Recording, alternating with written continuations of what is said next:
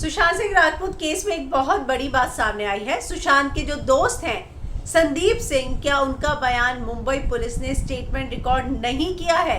जी हाँ, आज एक लाइव डिबेट में उन्होंने इस बात को माना कि उन्हें लगता है कि सुशांत ने खुद अपनी जान नहीं ली होगी।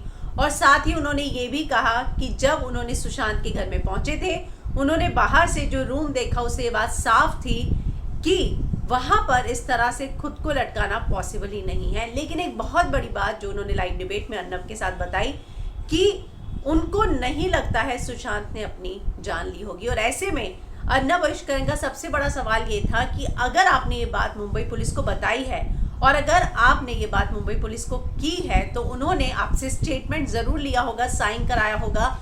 तो संदीप का कहना था उन्होंने कोई फॉर्मल स्टेटमेंट नहीं लिया मुझसे कुछ साइन नहीं कराया, मुझसे सिर्फ उन्होंने डिटेल्स मांगी थी जो मैंने दी।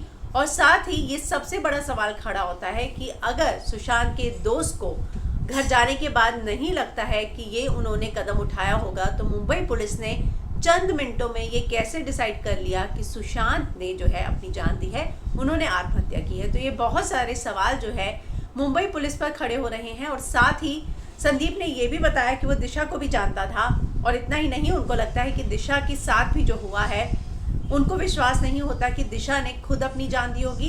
साथ ही संदीप ने ये भी बताया कि वो दिशा से 1 महीने पहले मिले थे, सुशांत के साथ उनकी बातचीत हाल फिलहाल में नहीं होती थी।